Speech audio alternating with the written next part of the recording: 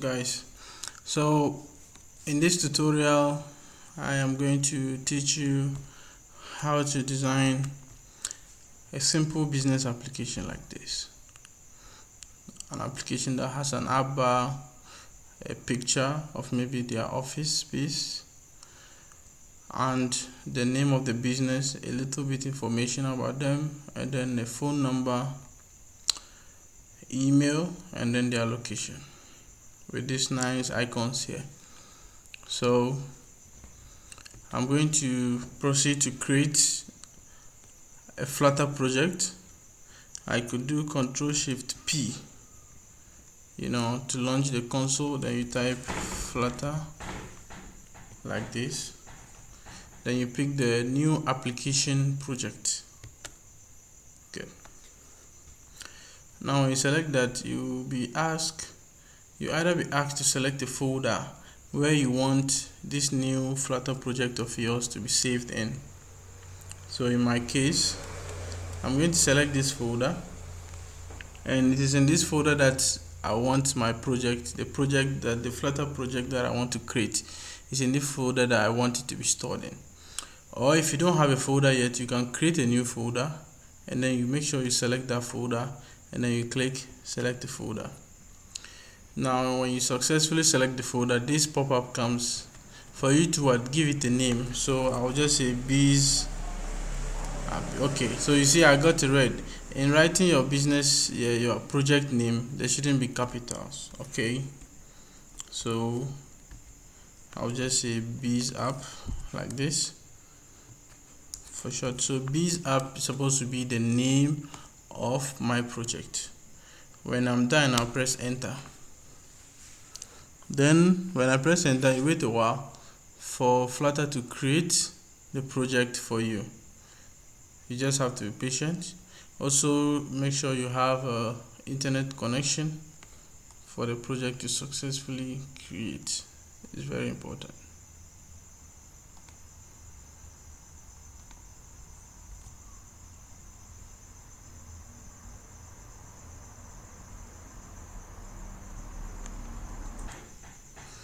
Yeah, so you can see Flutter Create is running. Just relax and wait a while for it to complete. Okay, my Flutter project is ready. Good. So as I was saying, this is the kind of app we are going to create, a simple one-screen business application. Now when you first of all create a Flutter project, it comes with this default code you see here. So but we don't need these codes because we are going to write our own codes. So I'll just proceed to highlight the whole of this all the way to the end, like this. Good. Then I'll press backspace to delete it. Okay, so now we have an empty space in our main.dat file with just these few lines of codes. Okay, yes, this void main here is the entry point. That is where our code begins to run, and this run up here simply is to tell the Flutter processor which code it should run. So now we are going to begin with a material app widget like this. Material app like this. Okay, now inside the material app we have a home tab. This is very necessary, very important. And inside this home will take a scaffold like this. Good. Now inside the scaffold we will need an app bar. So I specify that we need an app bar, and we will declare the app bar like this, app bar Good. Now inside our app bar we need a title. And this title will have a text, and the text will be probably, let me say, Noni Hub, the name of the business, Noni Hub Ghana, like this. Alright, now we are done with the app bar. I do a comma like this. Now we are just in the scaffold here, we are just listing what properties, and one property of the scaffold is an app bar. Now that is why I put comma here, because after this app bar I want to bring another property called body. So the body is the, what do you call it, is the area that contains the content of your app. The body is the area that contains the content of your app. Alright, so now in the body, what do we want in the body? This is the time we are going to discuss the layout of this application. Now in this layout, you realize that we have an image followed by text, and then another text followed by this icon and a text, icon and a text, icon and a text. Now the way in which these items are arranged shows that the widget that was used is a column. For us to be able to have items arranged like this, one after the other, we need to use a column widget. So in our body here, I'm going to create a column widget. I'm going to create a column widget like this. I'll say column, take note of the capital C, column, like this. Now inside the column takes something we call children. The column has children. These children are the items that we want it to position on our screen.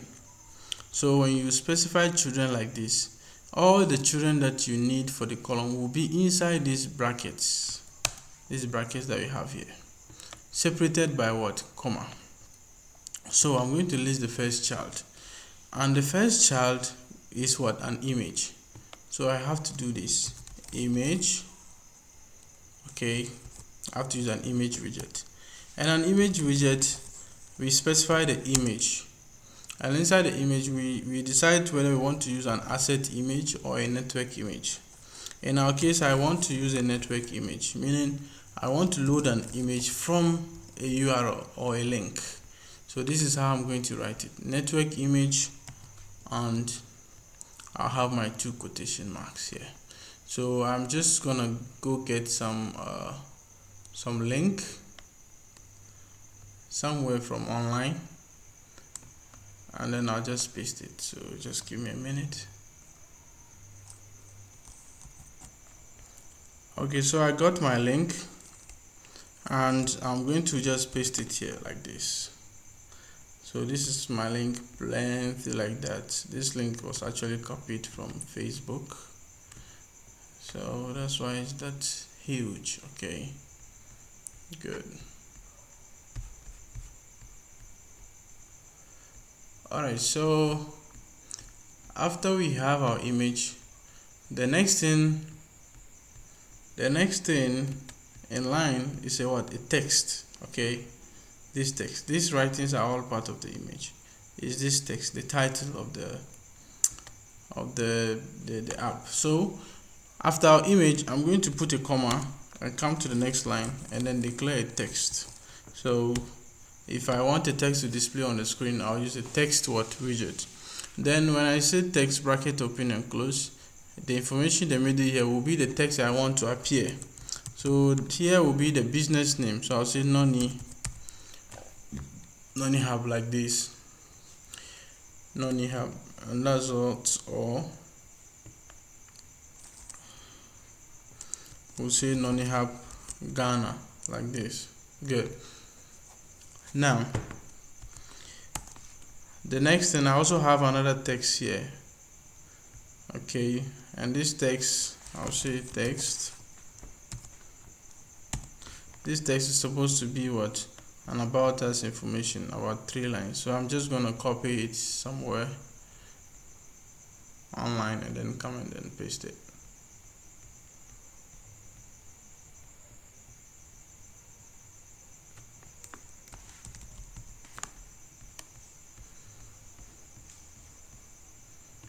Okay, so I'm going to paste my text information here.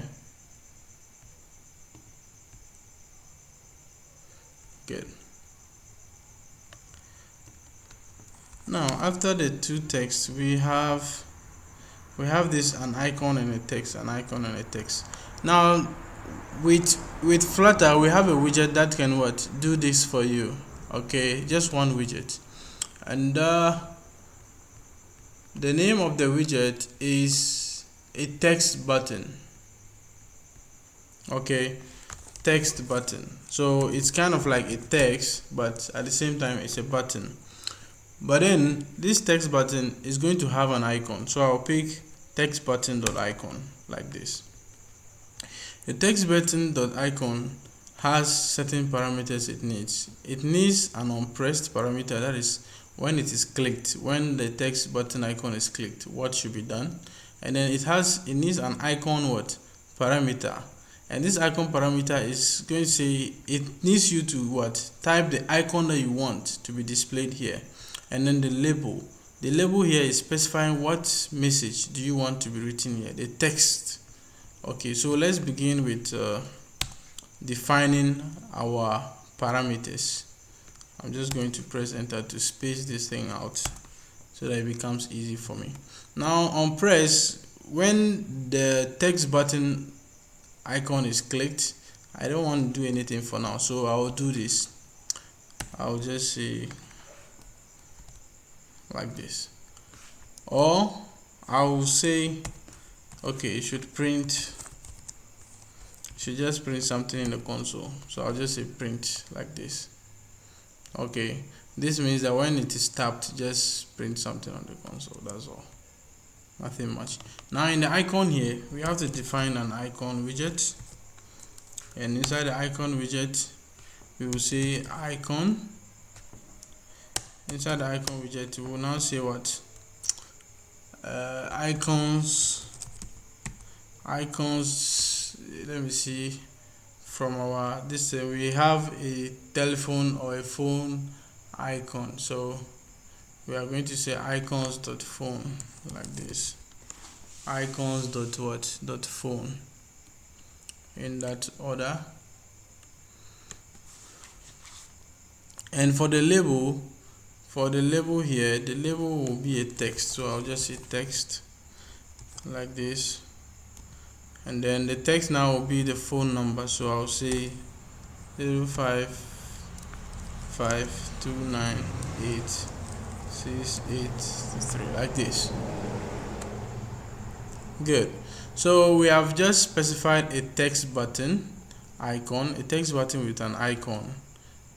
Okay, and then we have specified what should be done when it is being clicked, which is it should just print an empty string on the console.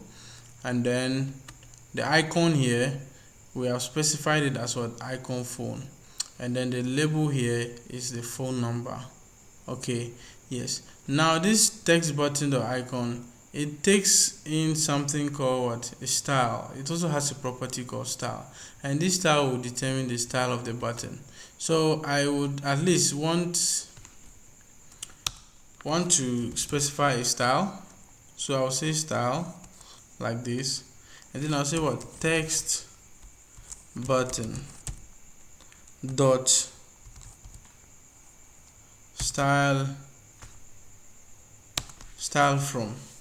Now this dot style from gives us access to so many properties. We have a color property called primary, and this primary is the actual color that will be given. Like here you can see that the color here is blue, so in order for me to specify the color, I will say primary. If I say primary like this, then I'll define the colors. I'll say colors dot what blue like this. So this will make my icon and text all appear blue like you see here. Yes, good. So I need the same thing, this same text button. You see the comment is where it ends. I need the same thing, so I can just copy this like this. I just copy it, put a comma here. Remember, we are inside a column, and then the column can have many children, so separated by comma. So I'm just going to paste additional two stuff, then I'll change the information. So I'll come here after this is the first text button, and this is where it ends. This is the second text button. So now the second text button is going to be what? An email distance. So when I come here, the icon here will now be what? Email, not phone. Okay, and then the text, the label text now is going to be what? An email address. So I'll say hi at nonihub.org, like this. Yes. And what else? Yes, this is also the third one, and the third one is supposed to be what? For the location. And so for the location, the icon I'm going to use is not phone, it's going to be icon what? Map, like this. And the information here will be the location, the location of the office of NoniHub.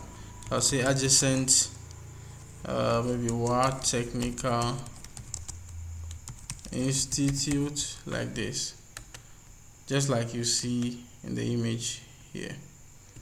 Okay, so with this, I think I have successfully drafted everything here, and we can now proceed to, let me close this so that I have a big space. We can now proceed to run our app to our emulator. Come like this.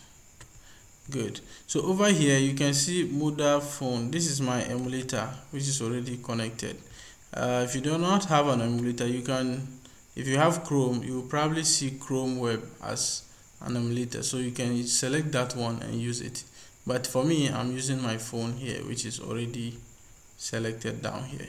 So if I click on run and then I say run without debugging, it's supposed to display my my app here. Okay, so I'm going to the code we have just written now. Let's wait for it to launch down here. Yes, so if you are launching for the first time, it may take a while, so just be patient and then you just wait for it to load. Yeah, so we are still waiting. You can see things are changing here. Let's just be patient and then it will come here. Okay. Yeah, we're still waiting for it to just load. Alright, so finally our app appears here. Good. Now, however, we have it is showed that, you see NoniHub Ghana here, the text is not really formatted like what we saw in the initial demo. So we want at least this NoniHub and then this one should all start on the same line. This should all be on the same line. So to do that, there is a certain property of this column that we have here. There's a property of the column that is called cross-axis alignment. This one, cross-axis alignment. It defines how the alignment should be on the cross-axis of the column. That is all items from the left hand side. So how do we do that? You come down here inside the column, the bracket of the column. Good. So just like how we have children as a property of the column, I'm going to also specify the cross-axis alignment like this. Cross-axis alignment. Then the value will be what? Cross-axis alignment, cross-axis alignment dot start. So what I'm saying is that the cross-axis alignment of this column, so all the children in this column, it should be aligned from the start, and the start means that here it should be aligned towards this side. Okay, that is the meaning of what? Cross-axis alignment dot start. So when I refresh my code like this, when I restart it, let's wait a while whilst it will refresh.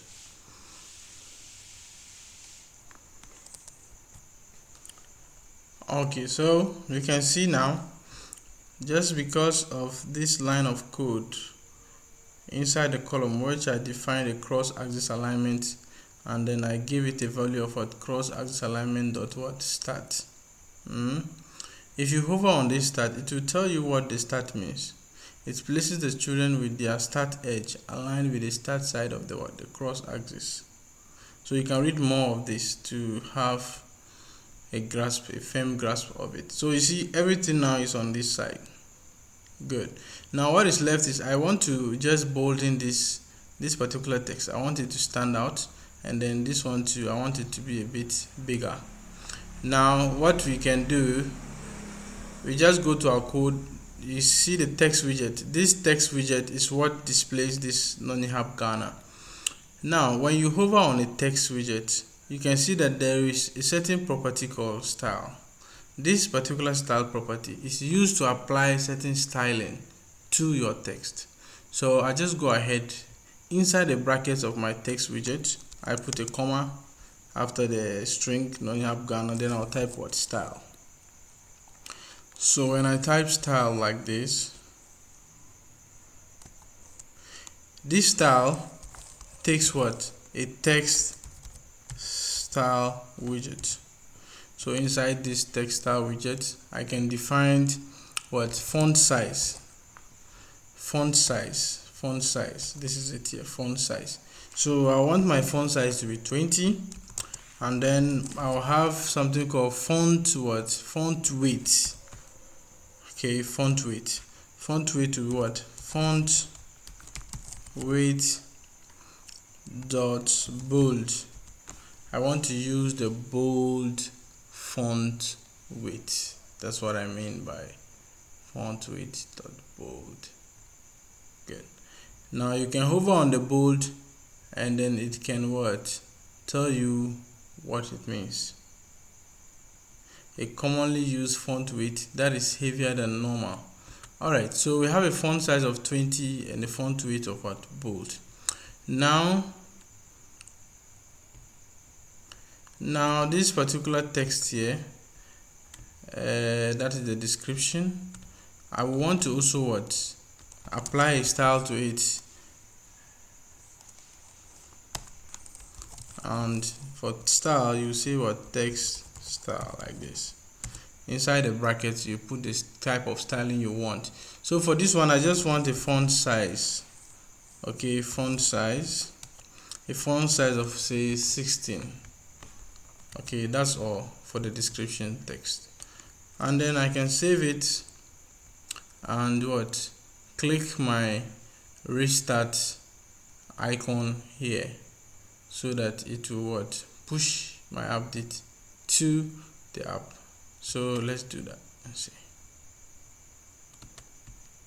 Let's wait a while. With the changes I have done to these two text widgets, I expect that this non-hab Ghana will be a bit bold, and this one will also be a bit bold.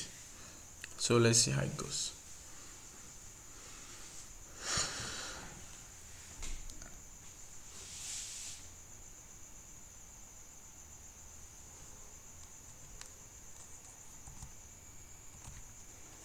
Alright, so you can see now, after I run the code, you can see this particular text has a font size of 20, and then this particular text too has a font size of 16.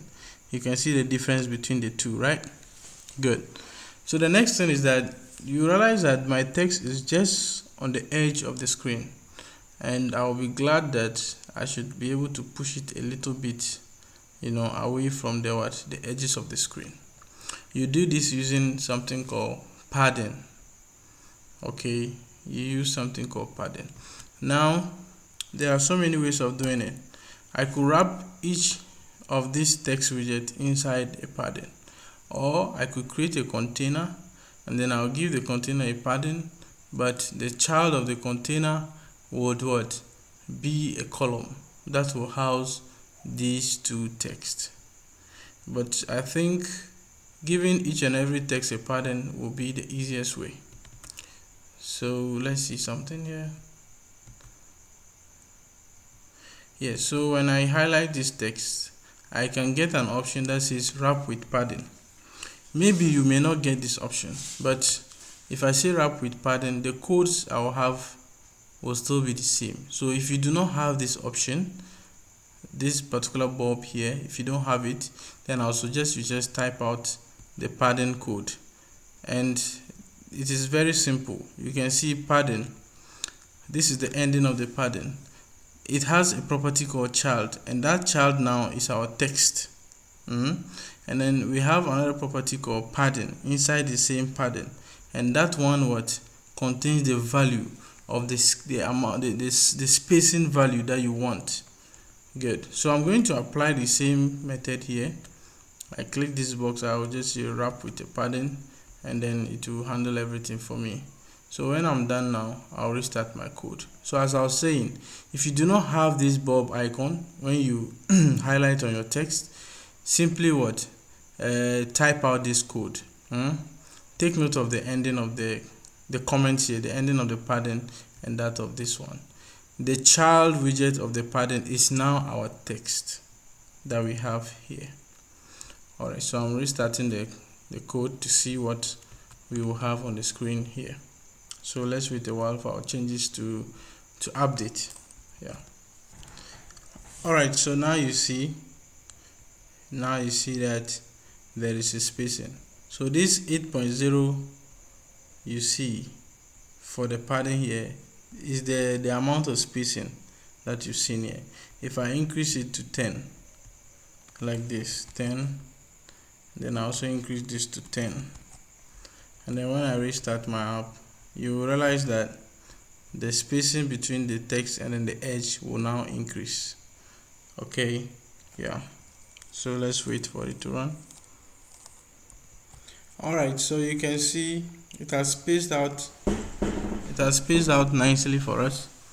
So this is the end of our tutorial. We have successfully built a one screen page app that can display information about a business. And this particular app that you see here, it can be deployed to both Android and iOS mobile phones, and you can also deploy it to even websites or desktop apps. So that's the beauty of Flutter. With just all these few lines of codes, we have been able to successfully achieve our mission of creating a business app. So if you watch this for the first time and you do not get it, I would recommend that you watch it again at least for 3 times before you try to practice what I've done. That will help you. So watch this video first, second, and if possible a third time to understand things. Then you can now start to practice what I've taught here. If you got stuck somewhere, you can refer the video again. Thank you for watching. Bye.